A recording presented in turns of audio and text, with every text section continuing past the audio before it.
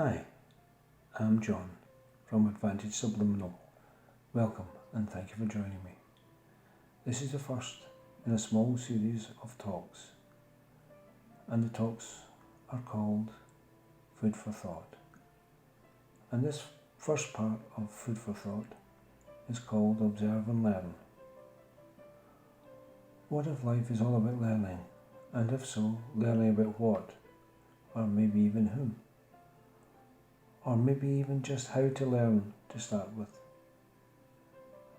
When we focus on external things all the time, we are distracted, and because we are not anchored, we tend to get blown about by life. How do we become anchored? By knowing who we are. Not the surface us, but the real us, the tried and tested us. And by having an understanding about life itself and our relationship to it and in it. For example, if you're an experienced driver, do you remember what it was like when you first got behind the wheel? It probably felt scary. How to use the steering wheel, how to use the brakes, how to use the accelerator, and so on. And you have to have them all working in a coordinated way.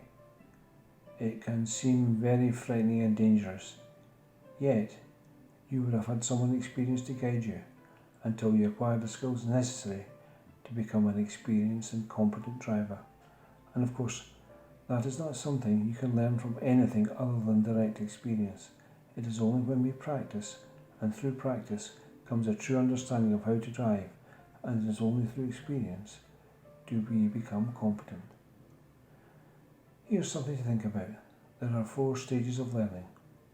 The first is unconscious incompetence. That is to say, you have no knowledge of the subject matter. You see the bicycle. The second is conscious incompetence, which is that you now realise that at this stage you just can't do it. You keep falling off the bicycle. The third is conscious competence. With practice, you can do it. However, you have to think about it. You can ride a bicycle, but you're still a bit wobbly. The fourth is unconscious competence, where you do it without thinking. You are now riding the bicycle totally naturally, as if you have been doing it all your life, and you just can't understand what all the fuss is about. So how do we learn what we need to know about life?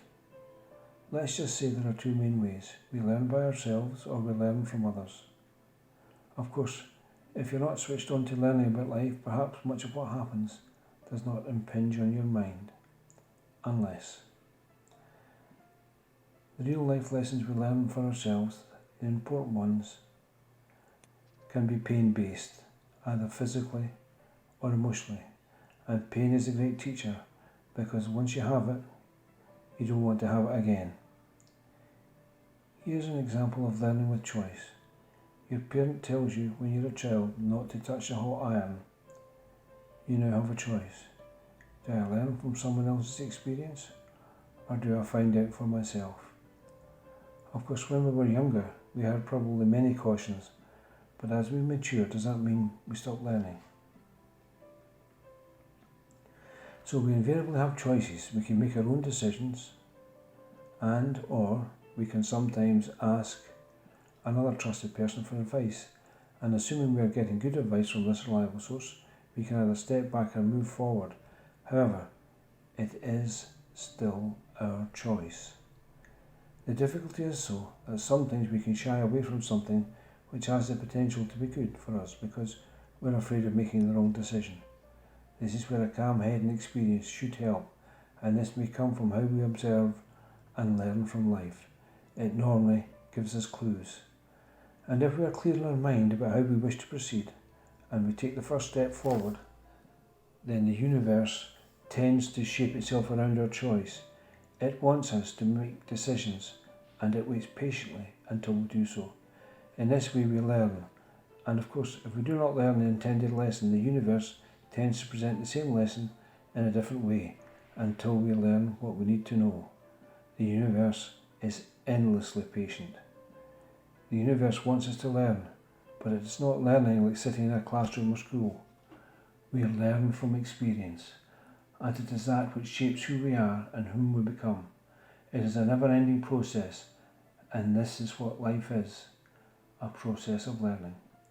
So here is some food for thought. If we take a baby, we assume that learning is all one way, and that the baby learns from us. Yet, there is so much we have unlearned from our baby days. Firstly, a baby does things in innocence. There is no ulterior motive. If it is hungry, it will let you and everyone else know. If it needs cleaning, it will let you know. If it needs comfort, it will let you know. There is no second guessing of motive here. The baby is very direct in letting you know what it needs. As we grow up, we find that for whatever reason, we get used to the indirect approach if we want or need something, just in case anyone thinks lesser of us. I know, speaking for myself, I feel as if I'm showing weakness if I expose my vulnerability. Well, I'm a man, and we can feel lesser if we don't live up to our stereotype. Although, I am truthfully getting a bit old for that now. Women too get fitted into their stereotypes.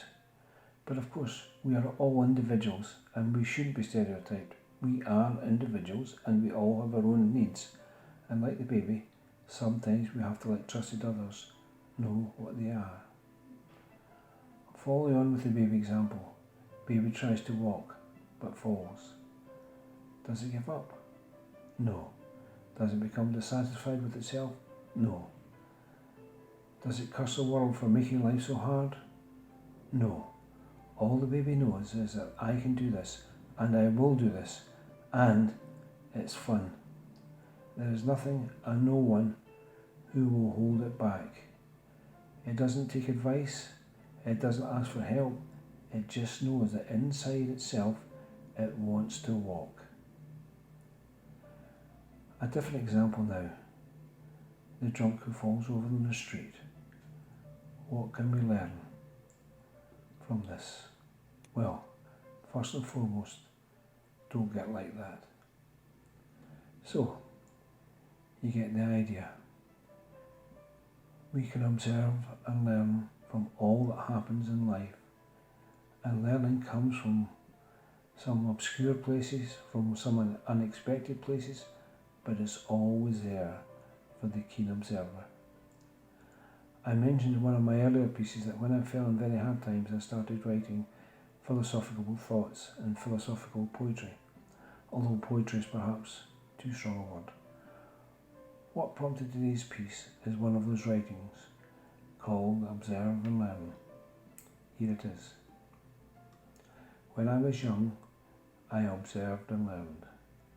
When I matured, I observed and learned.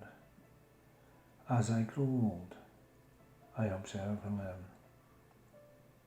In my experience of life, I gain understanding. In my understanding of life, I find wisdom. In finding wisdom, I now observe and learn. Thank you for joining me, and I hope you have found this helpful.